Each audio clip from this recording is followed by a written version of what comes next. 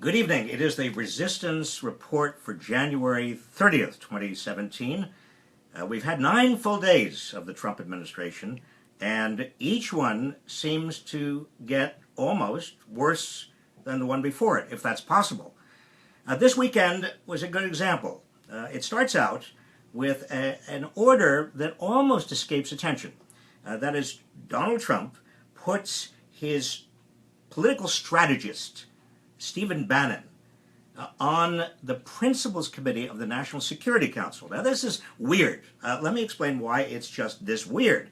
Because the National Security Council is, in every administration, composed of generals and experts, foreign policy experts. Their job is to give a president facts, analysis, dispassionate, nonpartisan facts and analysis, so a president can make decisions about foreign policy that are not affected by politics or strategy. So he puts his political strategist, Steve Bannon, on the National Security Council and then simultaneously demotes from the National Security Council the people who know even more.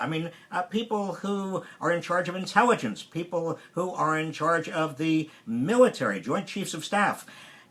Not only does this make no sense, it would make no sense in an ordinary administration, but this is no ordinary administration because Steve Bannon, remember, is or was the publisher of Breitbart News, that alt-right white supremacist foul stronghold of racism and hatefulness.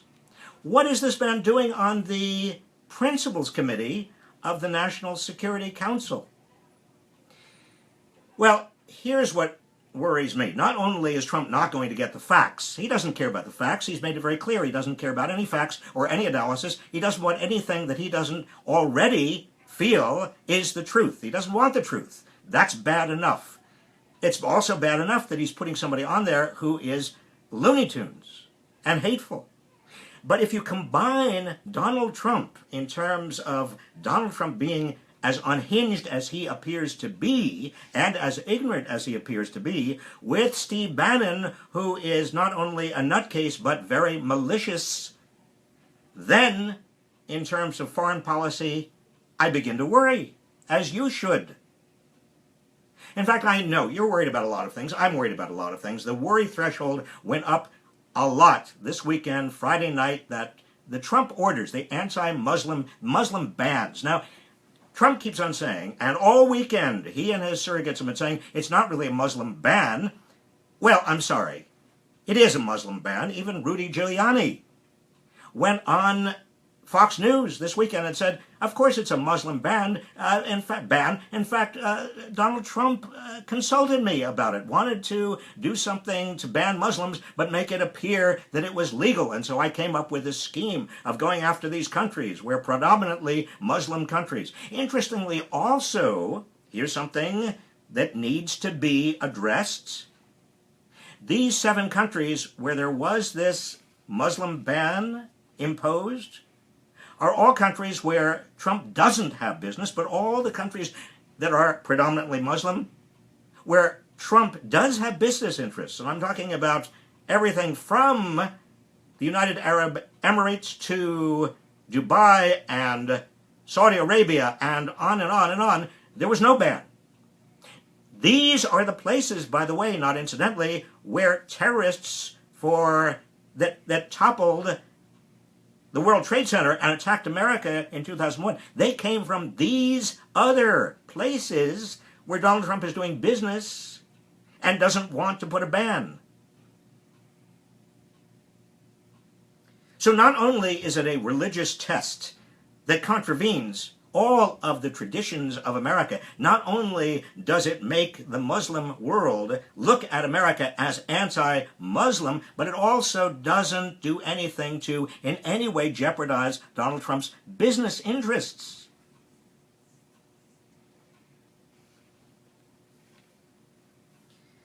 The ban has been met by demonstrations at American airports, by demonstrations around the world, 10,000 marching in London alone.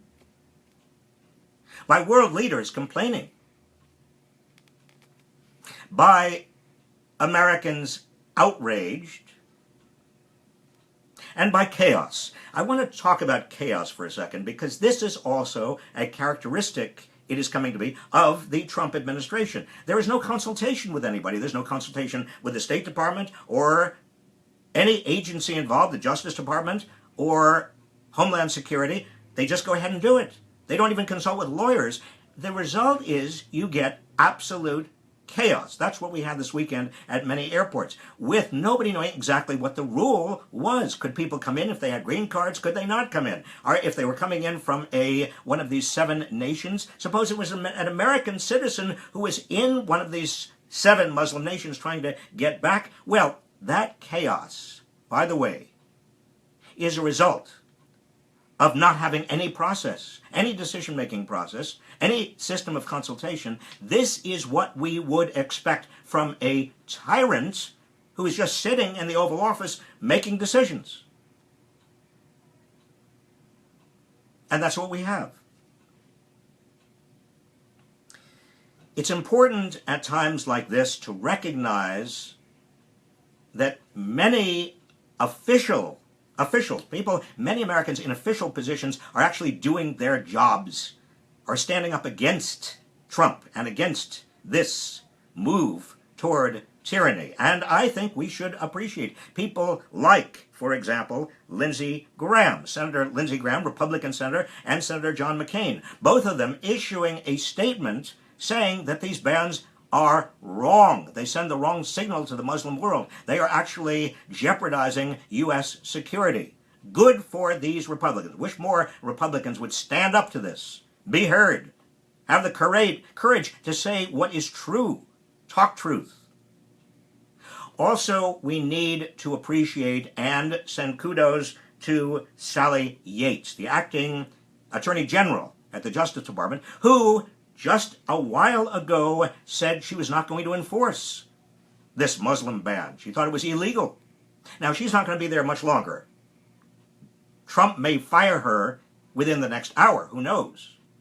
And there is going to be, if he is confirmed, a new Attorney General.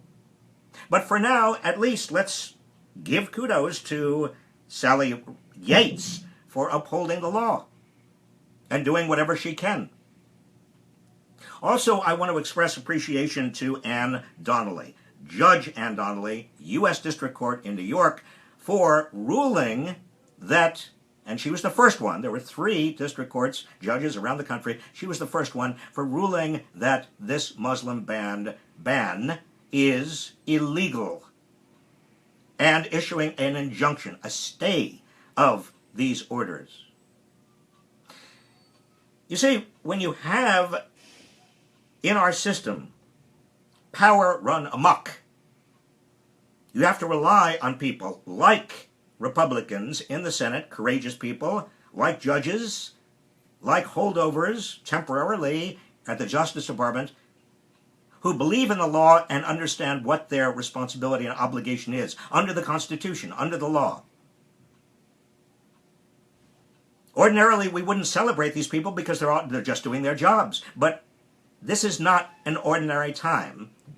And doing your job deserves some commendation because it takes a certain degree of courage to stand up to Trump and stand up to tyranny. The silver lining here, to the extent that there is a silver lining, and I want to end these little resistance reports to you, I try to, with something that is at least a little bit positive, and there is something positive here. You see, so many Americans, particularly after seeing 8 or 9 days of Trump's unhinged behavior, seeing the danger that he is posing to our democracy, even if they are Republicans, these Americans are beginning to wake up. They're waking up to the danger. They are beginning to get involved. People who have not been involved in politics, who have not understood that part of citizenship is activism, are becoming activated. You know how quickly Hundreds of lawyers descended on major airports to help people who were being detained. It was extraordinary. Demonstrators at many of these airports who had never demonstrated before. These aren't professional demonstrators. These are average Americans who are saying, this is wrong. This is dangerous. This activism is critically important. Now, we cannot end, obviously, with demonstrations. Demonstrations are a means of reassuring ourselves and also demonstrating to power that we have the numbers. But obviously, we've got to go beyond demonstrations. We've got to make sure that this power grab by Donald Trump, by a man who looks and acts more and more unhinged every day, is ended.